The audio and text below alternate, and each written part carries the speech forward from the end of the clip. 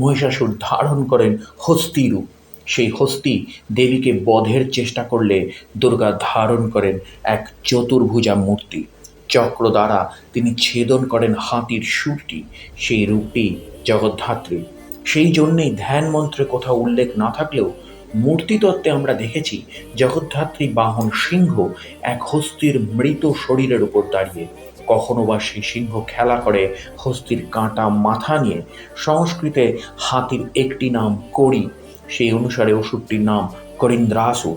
তাকে বধ করেন বলে জগদ্ধাত্রীর অপর নাম করিন্দ্রাসুর নিষুদিনী।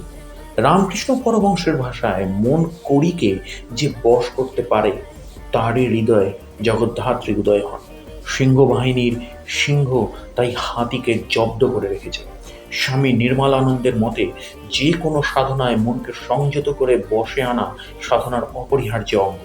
আমাদের মন মত্ত করি, মন করিকে বশ করতে পারলে সাধনায় সিদ্ধি লাভ অবশ্যম্ভাবী। মত্ত মন করিকে বশ করে সাধক হৃদয়ে জগদ্ধাত্রীর প্রতিষ্ঠায় জগদ্ধাত্রী সাধনার সার্থকতা, পুজোর পরিসমাপ্তি। করিন্দ্রাসুরের বর্ণনা ওই নামে না থাকলেও চণ্ডীতে উল্লেখ আছে মহিষাসুর এক মহাহস্তিরূপে দেবীকে আক্রমণ করে এবং দেবী তার মুণ্ডচ্ছেদ করেন। তখন সে এক পুরুষ রূপে অবতীর্ণ হয়ে দেবীকে যুদ্ধে আহ্বান করলে মা তাকে তীরে বিদ্ধ করেন। এই তীর ধনু দেবীর এই মূর্তিতে বর্তমান। তিনিও সিংহবাহিনী, তবে দুর্গার মতন জগদ্ধাত্রী দশভুজা নন, চতুর্ভুজা। নানা আভরণ ভূষিতা, অরুণ কিরণবৎ বর্ণযুক্তা এবং সর্বরূপ যজ্ঞ পবিতা ধারিণী। তার বাম দিকের দুহাতে থাকে শঙ্খ ও ধনু এবং ডান দিকের দুহাতে থাকে চক্র ও পঞ্চবাণ। রক্তবর্ণের বস্ত্র তার পরিধানে। তিনি সত্যগুণের প্রতীক, তাই প্রথম সূর্যের মতো তার গায়ের রং, অর্থাৎ দেবীর গাত্রবর্ণটি কমলা। কিন্তু দুর্গার সঙ্গে তার সংযোগ স্থাপন করে বর্তমানে তার মূর্তিটি নির্মাণ করা হয়, তা হল তপ্ত কাঞ্চন বর্ণ বা কাঁচা সোনার রঙে। কমলা রঙের জগদ্ধাত্রী প্রতিমা বর্তমানে এই বঙ্গে দুর্লভ। বাহন সিংহ হরিন্দ্রাসুর অর্থাৎ হস্তিরূপে অসুরের পৃষ্ঠে দণ্ডায়মান। কার্তিক মাসের শুক্লা নবমী তিথিতে দেবী জগদ্ধাত্রীর পূজা শুরু হয়, বাৎসরিক পূজা অনুষ্ঠিত হয়। হিন্দু বাঙালির ধর্মীয় মানুষের রাজসিক দেবী দুর্গা ও তামসিক কালীর পরেই স্থান হয় সত্যগুণের দেবী জগদ্ধাত্রী। জগদ্ধাত্রীর পূজার নিয়মটি একটু স্বতন্ত্র। দেবী জগদ্ধাত্রীর পূজা অনুষ্ঠিত হয় দুর্গা পুজোর ঠিক 1 মাস পর, কার্তিক মাসের শুক্লা নবমী তিথিতে। কাত্যায়নী তন্ত্র মতে কার্তিক শুক্লা নবমীতে দেবী জগদ্ধাত্রীর আবির্ভূত হওয়ার কথা আছে। জগদ্ধাত্রীর পূজা তান্ত্রিক পূজা। দুটি প্রথায় এই পূজা হয়ে থাকে, সপ্তমী, অষ্টমী ও নবমী। এই 3 দিন জগদ্ধাত্রীর পূজা হয়ে থাকে।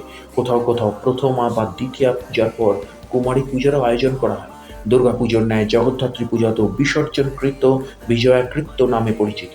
এমনকি পুষ্পাঞ্জলি ও প্রণাম মন্ত্র সহ পুজোর অনেক মন্ত্র দুর্গা পুজোর অনুরূপ। কিছু কিছু পুরাণ বলছে মহিষাসুর বধের পর দেবতাদের উল্লাসের কথা। এবার সেই সব বিষয়গুলোর আলোচনা ভিডিওর পরবর্তী অংশে নিয়ে আসছি।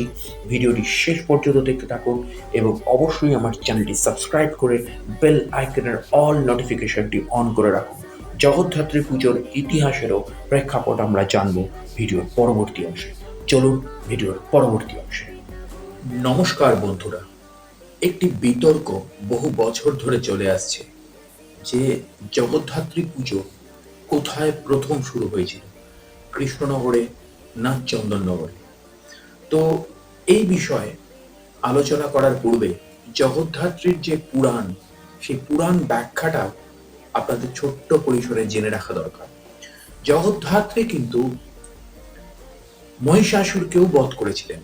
মহিষাসুরকে একা কিন্তু মা দুর্গা বধ করেননি, কেননা মা দুর্গার অন্যতম রূপ হচ্ছে কিন্তু জগদ্ধাত্রী। এবং মহিষাসুর নানা অছিলায়, নানা মায়ার রূপ নিয়ে মা দুর্গাকে ব্যতিব্যস্ত করে তুলেছিলেন। তো মা দুর্গাও তখন বিভিন্ন রূপে আসীন হচ্ছিল। তো ঠিক সেই সময় যখন মহিষাসুর হস্তি রূপে যখন, যেটাকে সংস্থিতা বলে, হস্তি রূপে যখন মহিষাসুর অবতীর্ণ হন, তখন কিন্তু মা দুর্গা জগদ্ধাত্রী রূপে মহিষাসুরকে বধ করেছিলেন। তো সেই কারণে এই যে হস্তিকে সংস্কৃতে কারা বলা হয়। এই কারা থেকে মা জগদ্ধাত্রীকে করপর্দানেশুর বধকারী হিসেবে আখ্যায়িত করা হয়েছে। তো এবার শ্রীরামকৃষ্ণ একটি জায়গায় বলছেন যে সব পুজোর বা সব মায়েদের মধ্যে সেরা কিন্তু জগদ্ধাত্রী মাতাই। সেটা রামকৃষ্ণ পরমহংসের নিজস্ব ব্যাখ্যা। এবার যদি আমি হিন্দু সমাজের শ্রেণী বিভাগকে বিভাজন করি তৎকালীন প্রেক্ষাপট অর্থাৎ আদি প্রেক্ষাপটে বা ঐতিহাসিক প্রেক্ষাপটে, তো এই জগদ্ধাত্রী পুজো, দুর্গা পুজো এবং শ্যামা পুজো, এই তিনটে পুজোকে শ্রেণী বিভাজনে ভাগ করেছিল সনাতনী হিন্দু সমাজ বা শাক্ত শৈবের হিন্দু সমাজ। তখনও বৈষ্ণব ধর্মের ওই উত্থানটা হয়নি যেটা পরবর্তীকালে হয়। তো সেখানে জগদ্ধাত্রী পুজোর আরাধনা করতে পারত একমাত্র ব্রাহ্মণরা এবং মা দুর্গার আরাধনা করতে পারত ক্ষত্রিয়রা এবং নিম্নবর্গের মানুষরা মা কালীর আরাধনা করতে পারতেন, যেহেতু গাত্র বর্ণের ওপর অনেক কিছু ডিফাইন করত। কি অদ্ভুত সমাজের নীতি নিয়ম ছিল তৎকালীন প্রেক্ষাপটে। যাই হোক, পরবর্তীকালে বণিকরা ব্রাহ্মণদের সূত্র থেকে তাদের আভিজাত্য বজায় রাখার জন্য জগদ্ধাত্রী পুজোর আয়োজন শুরু করেছিলেন। তো পুরাণ বা ঐতিহাসিক ব্যাখ্যা যেখানেই থাকুন না কেন, জগদ্ধাত্রী পুজো পশ্চিমবঙ্গে বা অখণ্ড বাংলায়, স্বাধীনতার আগে তো এটি অখণ্ড বাংলা ছিল, এই অখণ্ড বাংলায় কিন্তু প্রথম শুরু হয়েছিল রাজা কৃষ্ণচন্দ্রের হাত ধরে এবং কৃষ্ণ নবমী। এবং আমি এটা চ্যালেঞ্জ করে বলছি, যারা কেউ যদি আমাকে ডিফাইন করতে চান আমার সাথে তর্ক করতে পারেন, আমার কাছে সমস্ত প্রমাণ রয়েছে। তো মহারাজা কৃষ্ণচন্দ্র রায় অনেক ভয়ঙ্কর একটা পরিস্থিতি, যেটা অনেকগুলো কাহিনী আছে এই জগদ্ধাত্রী পুজোর প্রতিষ্ঠা নিয়ে। কোথাও বলা হচ্ছে কৃষ্ণচন্দ্র রায়, সবার আগে এটা বলে দেওয়া দরকার যে মহারাজা কৃষ্ণচন্দ্র রায় ছিলেন পলাশীর যুদ্ধের কনস্পিরেটর, মানে মূল মাথা। মহারাজা কৃষ্ণচন্দ্র রায়কে ভরা রাজসভায় নবাব সিরাজদৌল্লা একটা থাপ্পড় মেরেছিলেন। সেই থাপ্পড়ের প্রতিশোধ নেওয়ার জন্য মহারাজা কৃষ্ণচন্দ্র রায়, হ্যাঁ ঠিক শুনছেন, গোপাল ভাঁড়ের কৃষ্ণচন্দ্র রায়, তিনি কিন্তু হাত মিলিয়েছিলেন ব্রিটিশদের সাথে এবং নবাব সিরাজদৌল্লার যত শত্রু ছিল, ঘসেটি বেগম, জগৎ শেঠ, মির্জাফর, প্রত্যেককে তিনি এক সূত্রে বেঁধেছিলেন এবং লর্ড ক্লাইভের সাথে একটি কনস্পিরেসি করে নবাব সিরাজদৌল্লাকে সরিয়ে মির্জাফরকে মুর্শিদাবাদের আসনে বসিয়েছিলেন। এর পরে ঘটে আজব ঘটনা। মির্জাফর যতদিন ছিলেন কৃষ্ণচন্দ্র রায়ের ততদিন কোনো প্রবলেম হয়নি, কিন্তু যখনই মির্জাফরকে সরিয়ে দিয়ে British company, east India company যখন মীর কাসেমকে নবাবের জায়গায় নিয়ে আসলেন, তখন মীর কাসিম নবাব হওয়ার পর রূপ খুললেন এবং তিনি নবাব সিরাজদৌল্লার যত বিরোধী, যত কনস্পিরেটর বা চক্রান্তকারী ছিলেন, তাদের প্রত্যেককে এক এক করে খুন করতে শুরু করলেন এবং কারাগারে বন্দী করতে শুরু করলেন। তার মধ্যে রাজা কৃষ্ণচন্দ্র রায় অন্যতম একজন ছিলেন, যাকে মীর কাসেম কারাগারে বন্দী করেছিলেন। কিন্তু পরবর্তীকালে যখন মীর কাসেম ব্রিটিশদের সাথে যুদ্ধে হেরে যায়, তখন ব্রিটিশরা মুক্তি দেয় রাজা কৃষ্ণচন্দ্র রায়কে। এটা একটা মত।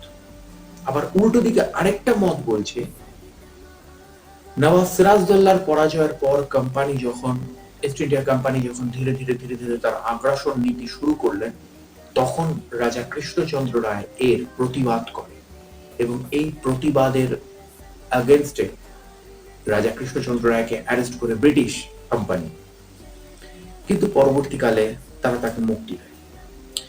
এইবারে এই দুটো জেল যাত্রার পরবর্তী প্রেক্ষাপটটা এক।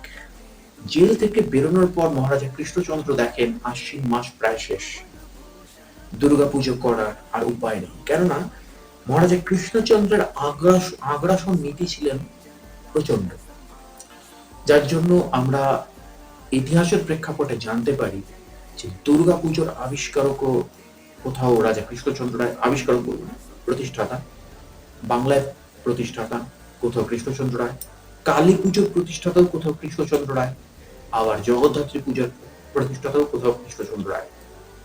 কৃষ্ণচন্দ্র রায় প্রত্যেকটা পুজোর প্রতিষ্ঠাতা বারবার করে নাম এসছে, কিন্তু তার মধ্যে অনেক চুলচেরা বিশ্লেষণ আছে। কিন্তু কালী পুজো, দুর্গা পুজোর ক্ষেত্রে আমরা অনেকের নাম জেনেছি, কিন্তু জগদ্ধাত্রী পুজোর ক্ষেত্রে রাজা কৃষ্ণচন্দ্র রায় জেল থেকে বেরোনোর পর কেঁদেছিলেন এবং স্বপ্নে মা দুর্গা দেখা দিয়ে বলেছিলেন, পরের কার্তিক মাসে তুমি আমার জগদ্ধাত্রী রূপে পুজো শুরু করো, এবং সেখান থেকেই জগদ্ধাত্রী পুজো শুরু হয়।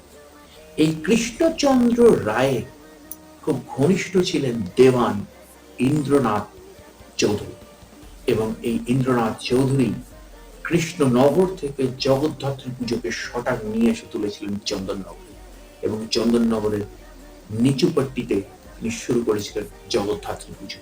সেই থেকে কৃষ্ণনগর এবং চন্দননগর জগদ্ধাত্রী পুজো একটি কম্পিটিশনে মেতে ওঠে। তো এখানে সর্বাগ্রে কৃষ্ণনগরই এগিয়ে থাকবে, রাজা কৃষ্ণচন্দ্র রায় প্রতিষ্ঠিত রাজ পরিবারের জগদ্ধাত্রী পুজোই এগিয়ে থাকবে ইতিহাসে জগদ্ধাত্রী পুজোর সর্বপ্রথম প্রেক্ষাপট হিসেবে। তো এই ছিল মূল কাহিনী। তো ভিডিওর প্রথম অংশে আমি অনেক ইনফরমেশন দিয়েছি আপনাদের, ভিডিওর বাকি ইনফরমেশন আমি পরবর্তী অংশে দিচ্ছি। তো অবশ্যই ভিডিওটি শেষ পর্যন্ত দেখতে থাকুন এবং অবশ্যই আমার চ্যানেলটি সাবস্ক্রাইব করে বেল আইকনের অল নোটিফিকেশনটি অন করে রাখুন লাগাতার আমার চ্যানেল থেকে ইনফরমেটিভ ভিডিও পাওয়ার জন্য। চলুন ভিডিওর পরবর্তী অংশে। কিছু কিছু পুরাণ বলছে মহিষাসুর বধের পর দেবতাদের উল্লাসের কথা। তারা ভেবেছিলেন দুর্গা যেহেতু তাদেরই সম্মিলিত শক্তির প্রকাশ, তাই অসুর বধ হয়েছে তাদেরই যুগ্ম শক্তিতে। ব্রহ্মার বরের সম্মান রক্ষা করতে কেবল ওই নারী দেহটির আবশ্যকতা। তখন ব্রহ্মযক্ষের বেশ ধারণ করে তাদের সম্মুখে উপস্থিত হলেন। তাদের এই গর্ব দেখে পরমেশ্বরী দেবী একটি তৃণখণ্ড অলক্ষ্য থেকে নিক্ষেপ করলেন দেবতাদের দিকে। পরীক্ষা করতে চাইলেন তাদের শক্তি। ইন্দ্র বজ্র দ্বারা সেই তৃণটি ধ্বংস করতে ব্যর্থ হলেন। অগ্নি সেই তৃণ দহন করতে পারলেন না। বায়ু অসমর্থ হলেন তা উড়িয়ে নিয়ে যেতে। বরুণের শক্তি সেই তৃণটুকুর একটি অংশ জলস্রোতে প্লাবিত করতে পারল না। দেবতাদের এই দুরবস্থা দেখে তাদের সামনে আবির্ভূত হলো এক পরমা সুন্দরী শালং করা চতুর্ভুজা মূর্তি, তিনি জগদ্ধাত্রী। জগদ্ধাত্রী এভাবে আবির্ভূত হয়ে দেবতাদের জ্ঞান চক্ষুটি উন্মোলিত করলেন, বুঝিয়ে দিলেন তিনি এই জগতের ধারণী শক্তি। কাত্যায়নী তন্ত্র মতে একদা ইন্দ্র, অগ্নি, বায়ু ও চন্দ্র এই চার দেবতা অহংকারে প্রমত্ত হয়ে নিজেদের ঈশ্বর মনে করতে শুরু করলেন। তারা বিস্মৃত হলেন যে দেবতা হলেও তাদের স্বতন্ত্র কোনো শক্তি নেই। মহাশক্তির শক্তি তারা বলিয়ান। দেবগণের এই ভ্রান্তি অপনয়নের জন্য দেবী জগদ্ধাত্রী কোটি সূর্যের তেজ ও কোটি চন্দ্রের প্রভাযুক্ত এক দিব্য মূর্তিতে তাদের সম্মুখে উপস্থিত হলেন। এর পরের কাহিনী উপনিষদে বর্ণিত তৃণখণ্ডের কাহিনীর অনুরূপ। দেবী প্রত্যেকের সম্মুখে একটি করে তৃণখণ্ড রাখলেন, কিন্তু চার দেবতার কেউই তাকে স্থানচ্যুত বা ভস্মিত করতে অসমর্থ হলেন। দেবগণ নিজেদের ভুল উপলব্ধি করলেন। তখন দেবী তার তেজ ও রাশি স্থিমিত করে এই অনিন্দ মূর্তি ধারণ করলেন। এই মূর্তি ত্রিনয়না, চতুর্ভুজা, রক্তাম্বরা, সালঙ্করা, নাগ যজ্ঞ পবিত ধারিণী ও দেব ঋষিগণ কর্তৃক অভিবন্দিতা এক মঙ্গলময়ী মহাদেবীর মূর্তি। সমগ্র জগৎকে পরিব্যাপ্ত করে দেবী দেবগণকে এই মূর্তি দেখালেন। দেবগণ তার স্তবে প্রবুদ্ধ হলেন। মূর্তিতত্ত্ব অনুযায়ী মহাদেব জগদ্ধাত্রী সিংহের স্কন্ধে আরুরা, নানা অলঙ্কারে ভূষিতা ও নাগরূপ যজ্ঞ পবিত ধারিণী। দেবীর নাম হস্তদ্বয়ে শঙ্খ ও ষাঁড়গ ধনু, দক্ষিণ হস্তদ্বয়ে চক্র ও পঞ্চবাণ, রক্তবস্ত্র পরিহিতা সেই ভবসুন্দরী প্রভাত সূর্যের ন্যায় রক্তবর্ণা। নারদাদি মুনিগণ তার নিত্য সেবা করে থাকেন। তার ত্রিবলী বলয় সমন্বিত নাভিমণ্ডল মৃণাল বিশিষ্ট পদ্মের ন্যায়। সেই শিবপত্নী রত্নদ্বীপ রূপ উচ্চে বেদিকার স্থিত সিংহাসনে প্রস্ফুটিত, পদ্মের উপর উপবিষ্টা। নাগ যজ্ঞ পবিদিনী জগদ্ধাত্রী, নাগরূপ যজ্ঞ পবিত মহাযোগিনী ব্রহ্মময় জগদ্ধাত্রীর প্রতীক। জগদ্ধাত্রীর প্রাচীনতম উল্লেখ পাওয়া যায় মায়াতন্ত্রে বৃহস্পতি রায় মুকুটের স্মৃতিরত্নহারে, কৃষ্ণানন্দের তন্ত্রসারে এবং শ্রীনাথ আচার্য চূড়ামণির কৃত্তাতর্ণবে। আবার কালী প্রসন্ন সিংহ তার হুতুম প্যাঁচার নকশায়ও লিখেছিলেন। জগদ্ধাত্রী পুজো বাঙালি হিন্দু সমাজের একটি বিশিষ্ট উৎসব হল দুর্গা বা কালী পুজোর তুলনায় এই পুজোর প্রচলন অপেক্ষাকৃত আধুনিক কালে ঘটে। অষ্টাদশ শতকে নদিয়ার রাজ কৃষ্ণচন্দ্র রায় তার রাজধানী কৃষ্ণনগরে এই পূজার প্রচলন শুরু করেছিলেন। জগদ্ধাত্রী যে দেবী শ্রেষ্ঠা তা শোনা যায় ঠাকুর শ্রী রামকৃষ্ণের মুখে। সেই বিষয়ে আসছি আমরা পরে। কৃষ্ণচন্দ্রের রাজত্বকালের আগে নির্মিত নদিয়ার শান্তিপুরের জলেশ্বর শিব মন্দির ও কোতোয়ালি থানার রাঘবেশ্বর শিব মন্দিরের ভাস্কর্যে জগদ্ধাত্রীর মূর্তি লক্ষিত হয়। তবে বাংলার জনসমাজে কৃষ্ণচন্দ্রের পূর্বে জগদ্ধাত্রী পূজা বিশেষ জনপ্রিয়তা অর্জন করেনি। কেবল কিছু ব্রাহ্মণ গৃহে দুর্গাপূজার পাশাপাশি জগদ্ধাত্রী পূজা অনুষ্ঠিত হতো। জগদ্ধাত্রী পূজা প্রথমে কট্টরভাবেই প্রচলিত ছিল ব্রাহ্মণদের মধ্যে। দেবীর সত্যগুণের প্রতীক, যা ব্রাহ্মণদের একটা বৈশিষ্ট্য বলে গণ্য করা হয়। দেবীর গলায় থাকে নাগ যজ্ঞ পবিত, যা স্পষ্টভাবেই ব্রাহ্মণ তন্ত্রের পরিচায়ক। আবার মন্ত্রে এই দেবীকে সাক্ষাৎ ব্রাহ্মণ বলে অভিহিত করা হয়েছে। এখান থেকেই তৈরি হয়েছে বিকল্প এক শ্রেণীবিভাগ। সত্যগুণ ধারিণী জগদ্ধাত্রীর পূজা করবেন ব্রাহ্মণরা, রজগুণ ধারিণী দুর্গার পূজা ক্ষত্রিয়রা এবং তমগুণ ধারিণী কালীর পূজা অন্যরা। পরে ব্রাহ্মণদের এই জগদ্ধাত্রী আরাধনার সূত্র গ্রহণ করলেন বণিক শ্রেণী।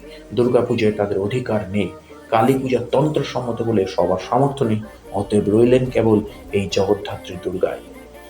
তো এই ছিল জগদ্ধাত্রী পুজোর পুরাণ ব্যাখ্যা এবং জগদ্ধাত্রী পুজোর ঐতিহাসিক প্রেক্ষাপট। তো আজ এতদূর জগদ্ধাত্রী পুজোয় আনন্দ করুন, কিন্তু পুরাণ এবং ইতিহাস জেনে আনন্দ করুন। তো আজ বিদায় দিন।